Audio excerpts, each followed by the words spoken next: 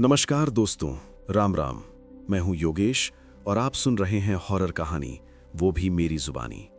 तो दोस्तों, आज मैं आप लोगों के लिए एक बहुत ही डरावनी कहानी लेकर आया हूं। ऐसा कहा जाता है कि हम इस दुनिया को जितना समझते हैं, असल में ये दुनिया उससे कहीं ज्यादा रहस्यमयी और खौफनाक है। हम मानते हैं कि विज्ञान हर सवाल का जवाब दे सकता है, लेकिन कुछ सवाल ऐसे होते हैं जिनके सामने विज्ञान भी चुप हो जाता है। कुछ डर ऐसे होते हैं जो दिखते नहीं लेकिन महसूस होते हैं, और जब कोई इंसान उन्हें महसूस कर ले तो उसकी जिंदगी पहले जैसी कभी नहीं रहती। आज की कहानी भी कुछ ऐसी ही है।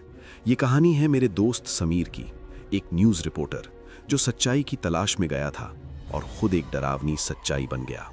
मेरा नाम विशाल है और जो कुछ मैं आपको बताने जा रहा हूं वो मैंने अपनी आंखों से नहीं देखा, लेकिन उसे जिया है। इस कहानी को सुनने के बाद आप शायद अपने बच्चों को कभी भी अकेला छोड़ने से पहले 100 बार सोचेंगे, क्योंकि कुछ अंधेरे बस सही मौके का इंतजार करते हैं। तो अगर आपका दिल मजबूत है तो इस कहानी को अंत तक सुनिए, क्योंकि ये सिर्फ एक हॉरर स्टोरी नहीं है, ये एक चेतावनी है। तो दोस्तों, कहानी शुरू करने से पहले मुझे आपसे एक छोटी सी रिक्वेस्ट है कि अगर आप लोग मेरे चैनल पर नए हैं तो मेरे चैनल को सब्सक्राइब करें और मेरी वीडियो को लाइक करें। तो चलिए दोस्तों, बिना समय बर्बाद किए कहानी शुरू करते हैं। मेरा नाम विशाल है और जो कहानी मैं आज आप लोगों को बताने जा रहा हूं वो किसी फिल्म की कहानी नहीं है। ये कहानी मेरे सबसे अच्छे दोस्त समीर के साथ घटी थी। आज भी जब मैं उस घटना के बारे में सोचता हूं तो मेरे रोंगटे खड़े हो जाते हैं। समीर एक न्यूज़ रिपोर्टर था, बहुत समझदार, बहुत प्रैक्टिकल और विज्ञान को मानने वाला इंसान। भूत प्रेत जैसी बातों पर वो कभी भरोसा नहीं करता था, लेकिन कहते हैं ना, जब इंसान खुद किसी ऐसी चीज का सामना करता है जिसका जवाब विज्ञान के पास नहीं होता, तो उसकी सोच हमेशा के लिए बदल जाती है। समीर के साथ भी कुछ ऐसा ही हुआ था। ये कहानी मुझे समीर ने खुद अपनी आखिरी मुलाकात में बताई थी। उसके बाद जो हुआ वो जानकर शायद आप भी अपने बच्चों को कभी अकेला छोड़ने की गलती नहीं करेंगे। समीर को एक दिन उसके न्यूज चैनल से कॉल आया। उसे बताया गया कि एक दूर दराज के गांव में हर साल दशहरा और नवरात्रि के समय मां काली की बहुत बड़ी पूजा होती है। उस पूजा के दौरान एक मेला लगता है जिसे कवर करने के लिए समीर को भेजा जा रहा था। समीर को यह असाइनमेंट सामान्य लगा, उसके लिए यह सिर्फ एक और रिपोर्ट थी। लेकिन उस गांव के बारे में एक बात अजीब थी जो चैनल ने उसे नहीं बताई थी। गांव में पिछले 1 महीने से बच्चे गायब हो रहे थे। ये बात समीर को तब पता चली जब वो खुद उस गांव में पहुंचा, और यहीं से उसकी जिंदगी का सबसे डरावना अनुभव शुरू हुआ। जब समीर गांव के मेले में पहुंचा तो उसने जो नजारा देखा वो हैरान करने वाला था। चारों तरफ रंग बिरंगी लाइट्स, दुकानों की चहल पहल, पूजा का माहौल और लोगों की भीड़, सब कुछ बहुत खुशनुमा लग रहा था। लेकिन एक चीज बहुत गलत थी, वहां एक भी बच्चा नहीं था। न झूले पर, न खिलौनों की दुकान पर, न मिठाइयों के पास। समीर को यह बात अजीब लगी, क्योंकि किसी भी मेले की जान बच्चे ही होते हैं। उसने सोचा शायद बच्चे किसी और तरफ होंगे, लेकिन पूरे मेले में घूमने के बाद भी उसे एक भी बच्चा नहीं दिखा। समीर की पत्रकार वाली सोच एक्टिव हो चुकी थी। उसने वहां मौजूद कुछ लोगों से सवाल करना शुरू किया। पहले तो लोग बात करने से बचते रहे, लेकिन जब समीर ने भरोसा दिलाया कि वो उनकी मदद करना चाहता है, तब एक बुजुर्ग आदमी ने कांपती आवाज में बताया कि पिछले 1 महीने से गांव के बच्चे गायब हो रहे हैं। कोई नहीं जानता कि वो कहां जाते हैं। पुलिस आई थी, जांच भी हुई, लेकिन कोई सबूत नहीं मिला। डर के मारे गांव वालों ने अपने बच्चों को घर से बाहर निकलना बंद कर दिया था। यही वजह थी कि मेले में बच्चे नहीं थे। ये बात सुनकर समीर के मन में डर के साथ साथ जिज्ञासा भी बढ़ गई। उसे लगा कि यह सिर्फ एक न्यूज रिपोर्ट से कहीं ज्यादा बड़ा मामला है। लेकिन उस समय अंधेरा हो चुका था और उसे वापस लौटना था। उसने सोचा कि अगली सुबह इस मामले की गहराई से जांच करेगा। समीर बाइक से आया था। जैसे ही वो मेले से बाहर निकलकर अपनी बाइक स्टार्ट करने लगा, तभी उसकी बाइक की हेडलाइट की रोशनी में उसे कुछ दिखा जिसने उसका दिल दहला दिया। सड़क के बिल्कुल सामने एक छोटी सी बच्ची खड़ी थी। उसकी उम्र शायद 5 या 6 साल रही होगी। वो बहुत गंदी हालत में थी और डर से कांप रही थी। समीर ने जैसे ही उसे देखा, वो तुरंत बाइक से उतर गया। उसे लगा शायद यही वो बच्ची है जो गायब हुई थी। वो धीरे धीरे उस बच्ची की तरफ बढ़ा ही था कि अचानक एक आदमी अंधेरे से दौड़ता हुआ आया और उस बच्ची को गोद में उठाकर जंगल की तरफ भाग गया। ये सब इतनी जल्दी हुआ कि समीर कुछ समझ ही नहीं पाया। उसके दिमाग में एक ही बात थी, ये आदमी कौन है? बिना एक पल सोचे समीर ने बाइक स्टार्ट की और उस आदमी का पीछा करने लगा। रास्ता धीरे धीरे सुनसान होता गया। मेले की रोशनी पीछे छूट चुकी थी। अब चारों तरफ सिर्फ घना अंधेरा और जंगल था। समीर का दिल जोर जोर से धड़क रहा था, लेकिन वो रुका नहीं। कुछ दूर जाने के बाद वो आदमी अचानक आंखों से ओझल हो गया। समीर ने बाइक रोकी। चारों तरफ सन्नाटा था।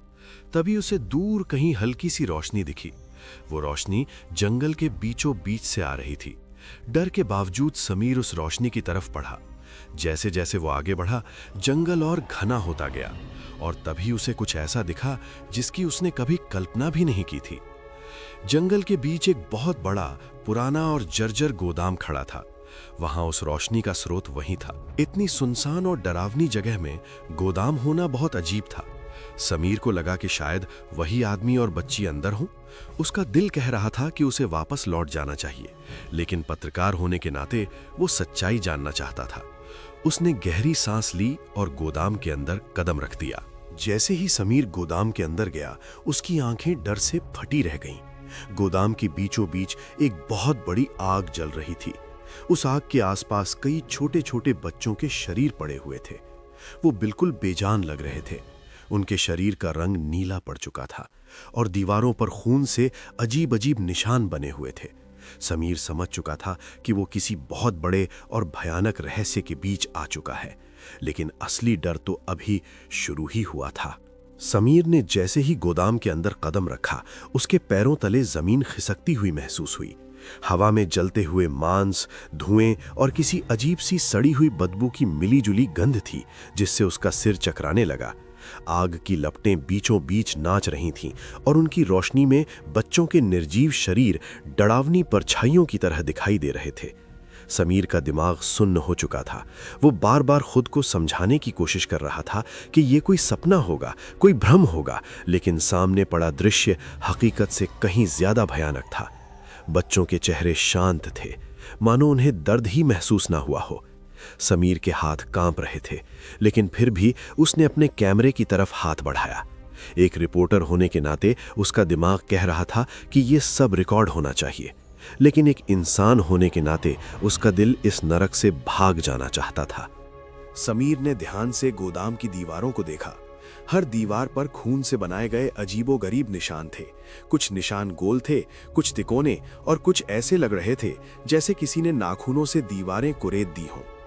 बीच बीच में अजीब सी भाषा में कुछ शब्द लिखे हुए थे जिन्हें समीर पढ़ नहीं पा रहा था, लेकिन उसे इतना जरूर समझ में आ गया था कि ये कोई आम ग्राफिटी नहीं थी। ये सब किसी गहरी और खतरनाक पूजा का हिस्सा लग रहा था। समीर को लगा जैसे वो किसी प्राचीन शैतानी अनुष्ठान के बीच खड़ा हो। तभी उसे याद आया कि गांव में मां काली की पूजा होती है, लेकिन ये पूजा वैसी नहीं थी। ये कुछ और ही था, कुछ बहुत ज्यादा अंधेरा और गलत। डर के बावजूद समीर ने अपना फोन निकाला। उसके हाथ इतने कांप रहे थे कि स्क्रीन अनलॉक करने में भी उसे परेशानी हो रही थी। उसने सोचा कि अगर वो यहाँ से जिंदा निकलना चाहता है तो पुलिस को बुलाना ही एकमात्र रास्ता है। जैसे ही उसने 100 नंबर डायल किया, तभी पीछे से किसी के भारी कदमों की आवाज आई। समीर ने पलटकर देखने की हिम्मत नहीं की। उसकी सांसें तेज हो गईं। फोन अभी भी उसके कान से लगा हुआ था। तभी अचानक उसकी पीठ पर बहुत जोर का धक्का लगा। समीर हवा में उछलता हुआ सीधे उन बच्चों के पास जा गिरा। फोन उसके हाथ से छूटकर जमीन पर गिर गया, लेकिन कॉल कनेक्ट हो चुकी थी।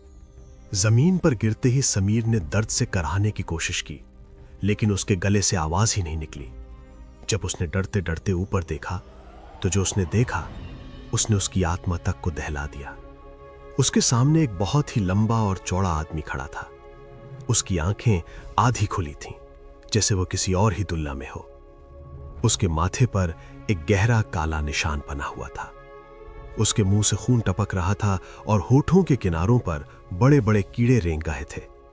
उसका शरीर राख से ढका हुआ था और बीच में एक पुराना तावीज लटक रहा था। वो इंसान कम और किसी कब्र से निकली हुई चीज ज्यादा लग रहा था।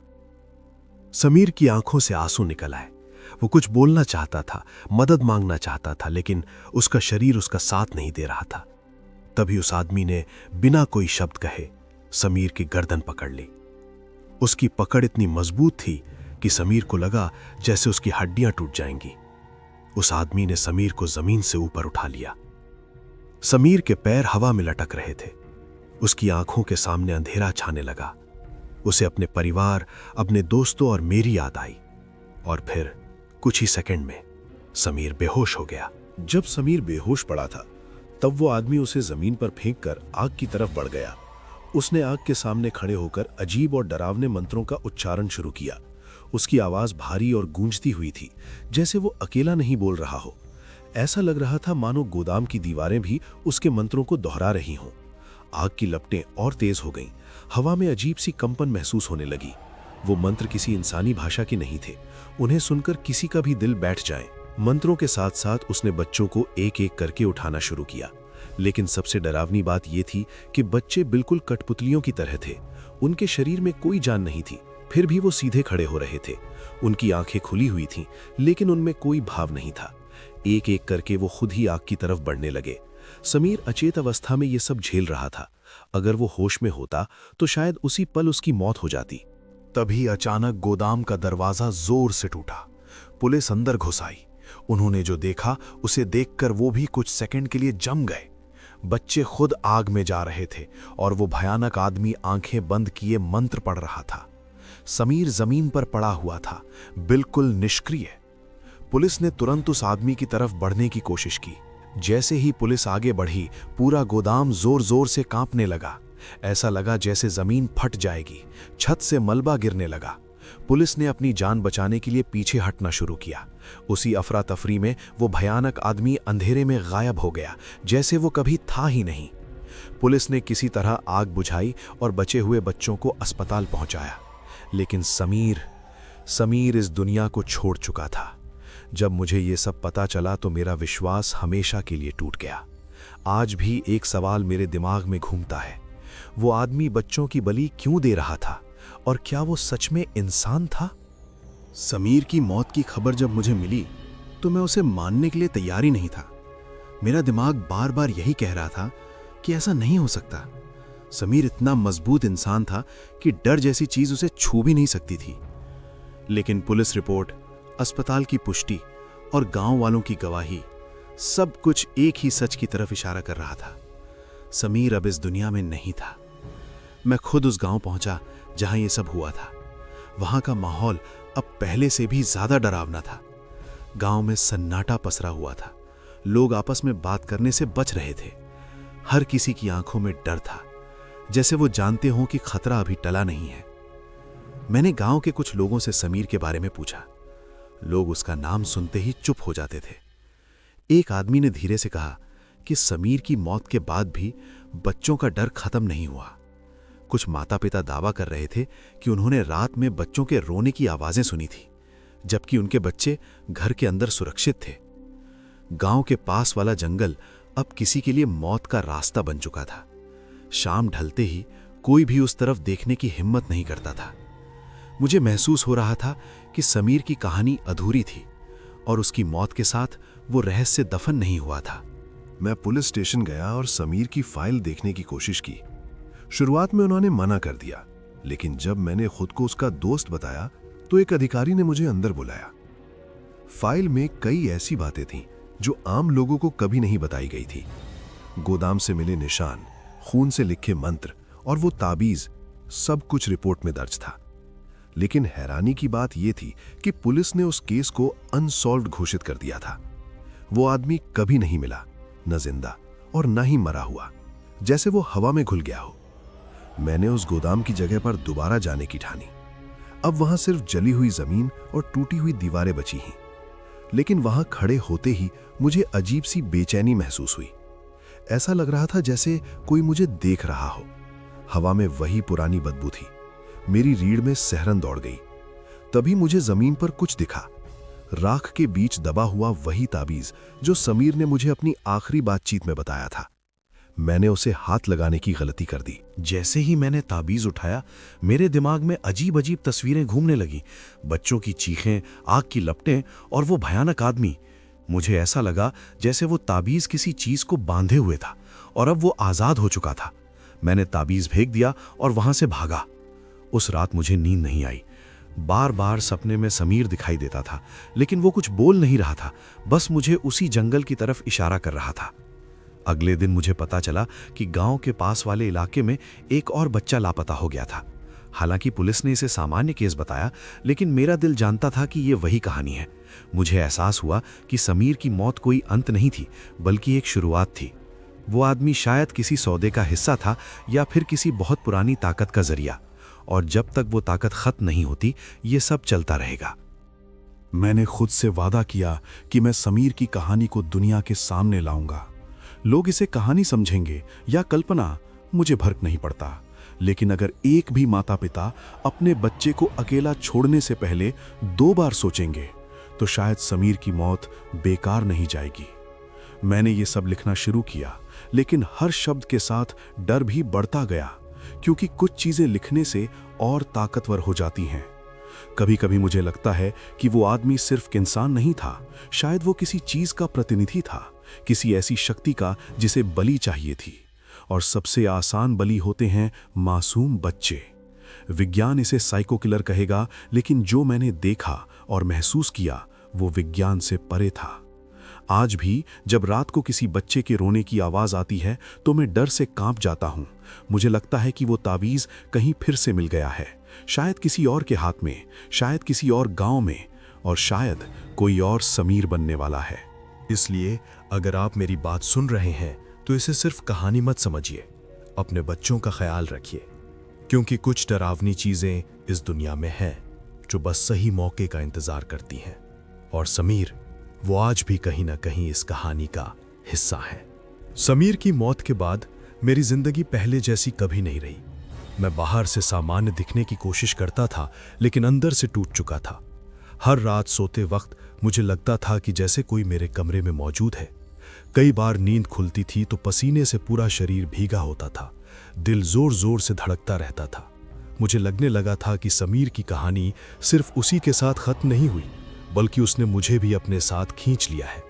मैं बार बार खुद से पूछता था कि क्या उस गोदाम में जो कुछ हुआ वो सच में वहीं खत्म हो गया था, या फिर वो अंधेरा अब किसी और रूप में जिंदा है। एक रात मुझे समीर का फोन आया। हाँ, वही समीर जो अब इस दुनिया में नहीं था। फोन की स्क्रीन पर उसका नाम देखकर मेरी सांस अटक गई। कई सेकंड तक मैं फोन उठाने की हिम्मत नहीं कर पाया, लेकिन जब कॉल कटने लगी तो मैंने कांपते हाथों से फोन उठा लिया। दूसरी तरफ कोई आवाज नहीं थी, बस बहुत धीमी सांसों की आवाज आ रही थी। फिर अचानक फोन कट गया। उस रात मैं सो नहीं पाया। मुझे पूरा यकीन हो चुका था कि यह सिर्फ मेरा वहम नहीं है। अगले दिन मैंने कॉल लॉग चेक किया। समीर का नंबर उसमें मौजूद था। यही बात मुझे अंदर तक हिला गई। मैंने फोन कंपनी से भी बात की, लेकिन उन्होंने कहा कि उस नंबर से कॉल आना असंभव है। उस पल मुझे एहसास हुआ कि समीर की आत्मा शायद मुझसे कुछ कहना चाहती है, या फिर वो अंधेरी ताकत अब मुझे निशाना बना रही थी। दोनों ही हालात मेरे लिए डरावने थे। कुछ दिनों बाद मुझे एक लिफाफा मिला। उस पर न भेजने वाले का नाम था न पता। अंदर सिर्फ एक फोटो थी, वही गोदाम जला हुआ, और फोटो के कोने में एक परछाई, लंबी, खड़ी, वैसी ही जैसी समीर ने बताई थी। मेरे हाथ से फोटो गिर गई। मुझे समझ आ गया था कि कोई मुझे चेतावनी दे रहा है या शायद बुला रहा है। मैंने तय किया कि अब भागने से कुछ नहीं होगा। अगर ये अंधेरा सच में मौजूद है तो उसका सामना करना ही पड़ेगा। मैंने समीर की पुरानी डायरी निकाली जो उसने मुझे दी थी। उसमें कई अजीब नोट्स थे, कुछ मंत्रों जैसे शब्द, कुछ गांव के नाम, और एक बात बार बार लिखी थी, बलि खत्म नहीं हुई है। ये पढ़कर मेरी रूह कांप गई। डायरी में आखिरी पन्ने पर लिखा था कि वो आदमी अकेला नहीं है, वो सिर्फ एक माध्यम है। असली चीज कोई और है जिसे बलि चाहिए, और जब तक उसे रोका नहीं जाएगा वो अलग अलग जगहों पर यही करता रहेगा। समीर शायद बहुत करीब पहुंच गया था और इसी वजह से उसे चुप करा दिया गया। उस रात फिर मुझे सपना आया। इस बार समीर सामने खड़ा था। उसका चेहरा शांत था। उसने मुझसे कहा, विशाल, सच बाहर लाना, डर मत।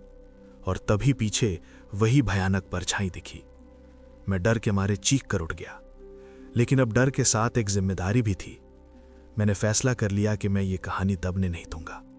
चाहे लोग इसे कहानी कहें, चाहे पागलपन, मैं सब लिखूंगा। हर सच, हर डर। क्योंकि अगर मैं चुप रहा तो अगला शिकार कोई और होगा। मुझे अब भी नहीं पता कि वो आदमी इंसान था या किसी और चीज का खोल, लेकिन इतना तय है कि वो अंधेरा आज भी जिंदा है और वो हमें देख रहा है, इंतजार कर रहा है। ये कहानी अभी खत्म नहीं हुई है, क्योंकि कुछ कहानियां खत्म होने के लिए नहीं होती, वो बस अगला शिकार ढूंढती हैं। और अगर आप ये सुन रहे हैं तो सावधान रहिए, क्योंकि अंधेरा हमेशा पास ही होता है। समीर की डायरी पढ़ने के बाद मैं कई दिनों तक खुद को संभाल नहीं पाया। हर पन्ना जैसे मेरे अंदर डर को और गहरा करता जा रहा था। उसमें कुछ तारीखें लिखी थीं, कुछ जगहों के नाम, और हर जगह के आगे एक ही वाक्य, यहां शुरुआत हुई। मुझे समझ आने लगा था कि जो कुछ भी उस गांव में हुआ वो कोई अकेली घटना नहीं थी, ये सब बहुत पहले से चलता आ रहा था। समीर ने शायद इस पैटर्न को समझ लिया था और वही उसकी सबसे बड़ी गलती बन गई। मैं अब सिर्फ उसका दोस्त नहीं था, बल्कि उसकी अधूरी कहानी का गवाह बन चुका था।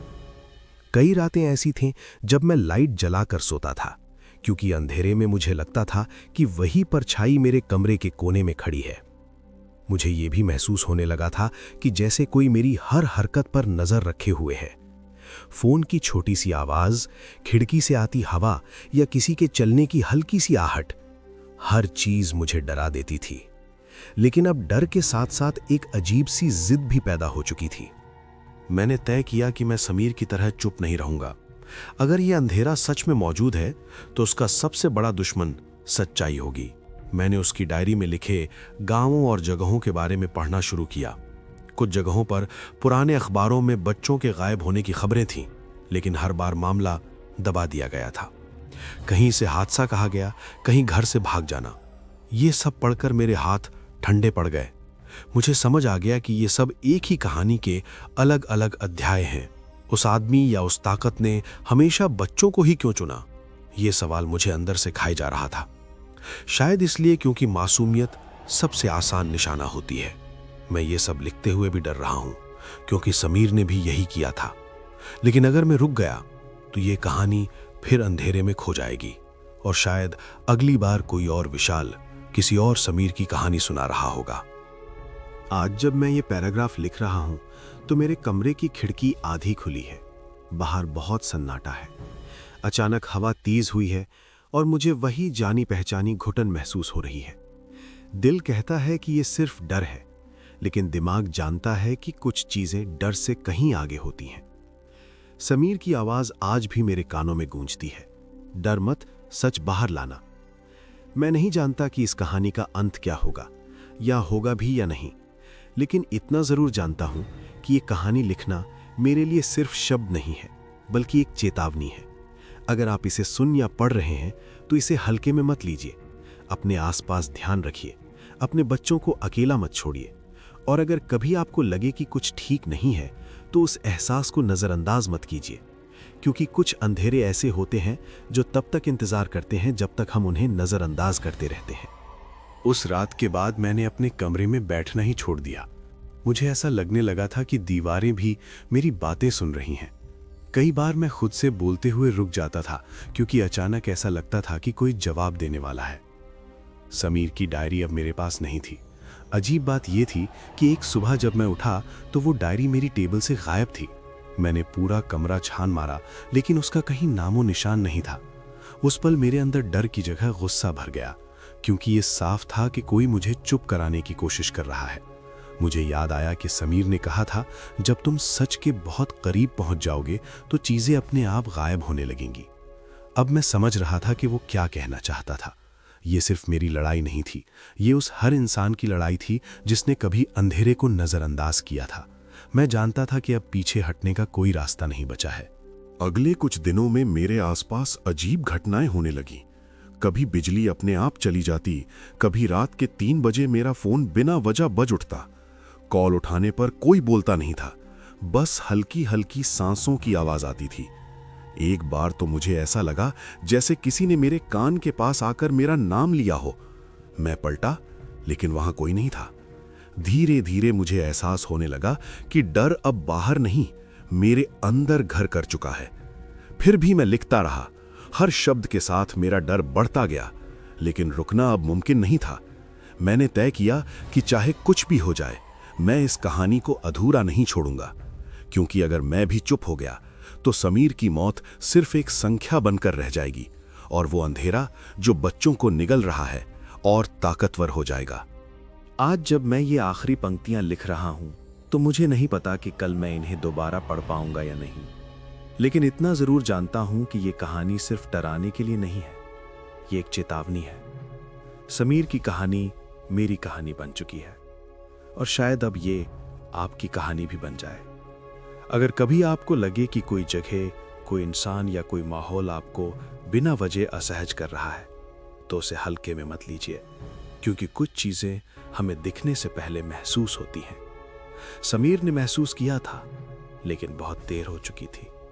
मैं नहीं चाहता कि कोई और वही गलती दोहराए। इस कहानी का अंत शायद यहां लिखा जा रहा है, लेकिन उस अंधेरे का अंत अभी नहीं हुआ। वो आज भी कहीं मौजूद है, इंतजार में। और सबसे खतरनाक बात यह है, उसे इंतजार करना आता है। एक हफ्ते बाद मुझे एक अनजान नंबर से मैसेज आया। मैसेज में सिर्फ एक लाइन लिखी थी, तुमने जो ढूंढा है वो तुम्हें ही ढूंढ रहा है। उस लाइन को पढ़कर मेरी उंगलियां ठंडी पड़ गईं। मैंने तुरंत उस नंबर पर कॉल किया, लेकिन फोन स्विच ऑफ था। उसी शाम मुझे एहसास हुआ कि कोई मुझे उसी जंगल की तरफ खींच रहा है जहां समीर की कहानी शुरू हुई थी। मैं जानता था कि वहां जाना खतरे से खाली नहीं है, लेकिन अंदर से एक आवाज बार बार कह रही थी कि अगर मैं नहीं गया तो ये सब कभी खत्म नहीं होगा। मैंने खुद को समझाया कि डर के सहारे कोई जिंदगी नहीं जी सकता। शायद यही वो जगह थी जहां मुझे जवाब मिल सकता था। मैंने तय किया कि अगली सुबह मैं उस जगह जाऊंगा, चाहे जो भी हो। जब मैं दोबारा उस जंगल के पास पहुंचा तो माहौल पहले से ज्यादा डरावना था। हवा भारी लग रही थी, जैसे सांस लेना भी मुश्किल हो। गोदाम अब पूरी तरह टूट चुका था, लेकिन वहां खड़े होते ही मेरे कानों में बच्चों की धीमी आवाजें गूंजने लगी। वो रो नहीं रहे थे, बस मुझे बुला रहे थे। मेरा दिल कह रहा था कि ये सब मेरे दिमाग का खेल है, लेकिन शरीर कुछ और ही महसूस कर रहा था। तभी मुझे जमीन पर राख के बीच कुछ चमकता हुआ दिखा। वही ताबीज। मैंने उसे छुआ नहीं, बस दूर से देखा। उसी पल मुझे एहसास हुआ कि समीर यहां अकेला नहीं मरा था। वो किसी सच्चाई के बहुत करीब पहुंच गया था, और शायद अब वही सच्चाई मुझे दिखाने की कोशिश कर रही थी। अचानक मुझे लगा जैसे मेरे पीछे कोई खड़ा है। मैंने पलट कर देखा, लेकिन वहां सिर्फ अंधेरा था। फिर भी मुझे उसकी मौजूदगी साफ महसूस हो रही थी। एक भारी सी आवाज मेरे कानों में गूंजी, हर सच बताया नहीं जाता। उस आवाज में गुस्सा नहीं था, बस ठंडापन था। उसी पल मुझे समझ आ गया कि ये लड़ाई किसी इंसान से नहीं थी, ये उस डर से थी जो पीढ़ियों से पलता आ रहा था। मैं वहां और रुक नहीं पाया। मैंने पीछे मुड़कर भागना शुरू कर दिया। जंगल से बाहर निकलते ही मुझे ऐसा लगा जैसे किसी ने मुझे छोड़ दिया हो, जैसे चेतावनी पूरी हो चुकी हो। आज मैं जिंदा हूं और ये कहानी लिख पा रहा हूं, लेकिन मैं ये दावा नहीं कर सकता कि मैं सुरक्षित हूं। समीर की कहानी खत्म नहीं हुई, उसने बस रूप बदल लिया है। शायद यही वजह है कि मैं ये सब आप तक पहुंचा रहा हूं, ताकि आप समझ सके कि कुछ सच्चाइयां सिर्फ देखने से नहीं, मानने से भी डराती हैं। अगर आपने ये कहानी आखिर तक सुनी है तो एक बात याद रखिए, डर हमेशा बाहर नहीं होता। कभी कभी वो हमारे आसपास, हमारे भरोसे और हमारी चुप्पी में छुपा होता है। समीर ने सवाल पूछे और उसकी कीमत चुकाई। मैं सवाल लिख रहा हूं और शायद मैं भी किसी कीमत की ओर बढ़ रहा हूं। लेकिन अगर इस कहानी से एक भी इंसान सावधान हो जाए तो शायद ये सब बेकार नहीं जाएगा। जंगल से लौटने के बाद कई दिनों तक मैं बिल्कुल चुप रहा, ना किसी से बात की, ना कुछ लिखा। मुझे ऐसा लग रहा था कि अगर मैंने फिर से उस कहानी को छेड़ा तो कुछ बहुत गलत हो जाएगा। लेकिन जितना मैं चुप रहने की कोशिश करता, उतना ही अंदर से एक बेचैनी बढ़ती जाती। समीर की यादें, उसकी बातें, उसका अधूरा सच, सब कुछ मुझे चैन से बैठने नहीं देता था। मैं समझ चुका था कि ये कहानी अब सिर्फ डर की नहीं रही, ये जिम्मेदारी बन चुकी थी। कुछ सच्चाइयां ऐसी होती हैं जिन्हें अगर दबा दिया जाए तो वो और ज्यादा खतरनाक हो जाती हैं। और शायद यही वजह थी कि मुझे आज भी वो जंगल, वो गोदाम और वो ताबीज बार बार याद आता था। मैंने दोबारा लिखना शुरू किया। हर घटना, हर एहसास, हर डर को शब्दों में उतारने लगा। कई बार लिखते लिखते मेरे हाथ रुक जाते थे, क्योंकि मुझे लगता था कि कोई मेरे पीछे खड़ा है और पढ़ रहा है। लेकिन फिर भी मैंने रुकने से मना कर दिया। समीर ने सवाल पूछे थे और वो मारा गया। मैं सवाल लिख रहा था। शायद यही मेरा तरीका था लड़ने का। मुझे नहीं पता था कि इससे उस अंधेरे को कोई फर्क पड़ेगा या नहीं, लेकिन इतना जरूर जानता था कि चुप रहना सबसे बड़ी हार होती। कहानी फैलने लगी। कुछ लोग इसे सिर्फ हॉरर स्टोरी समझकर सुनते, कुछ मजाक उड़ाते और कुछ डर कर इसे नजरअंदाज कर देते। लेकिन मुझे बीच बीच में ऐसे मैसेज भी मिलने लगे जिनमें लोग अपने अनुभव बता रहे थे। अलग अलग जगहों से, अलग अलग समय की घटनाएं, लेकिन पैटर्न वही था। बच्चे, सन्नाटा और एक अजीब सा डर। तब मुझे एहसास हुआ कि समीर अकेला नहीं था और शायद मैं भी आखिरी नहीं हूं। एक रात मैंने सपना देखा। इस बार समीर मुस्कुरा रहा था। उसने कुछ नहीं कहा, बस दूर से सिर हिलाया, जैसे कह रहा हो कि मैंने सही रास्ता चुना है। नींद खुलने के बाद पहली बार मुझे डर नहीं लगा, बल्कि एक अजीब सी शांति महसूस हुई। शायद कुछ आत्माएं सिर्फ इसलिए भटकती हैं क्योंकि उनकी बात अधूरी रह जाती है। लेकिन ये शांति स्थायी नहीं थी। कभी कभी अब भी मुझे लगता है कि वो अंधेरा खत्म नहीं हुआ, वो बस छिप गया है। शायद किसी और शहर में, किसी और गांव में, और शायद किसी और इंसान के जरिए, क्योंकि ऐसी ताकतें कभी पूरी तरह मरती नहीं हैं, वो बस इंतजार करती हैं। मैंने अपने आसपास के बच्चों को देखना शुरू किया, उनके माता पिता को सावधान करना शुरू किया। कुछ ने मेरी बात मानी, कुछ ने नहीं। लेकिन अगर एक भी बच्चा सुरक्षित रहा तो मुझे लगेगा कि समीर की कहानी व्यर्थ नहीं गई। आज भी जब नवरात्रि या दशहरे का समय आता है तो मेरा मन घबरा जाता है।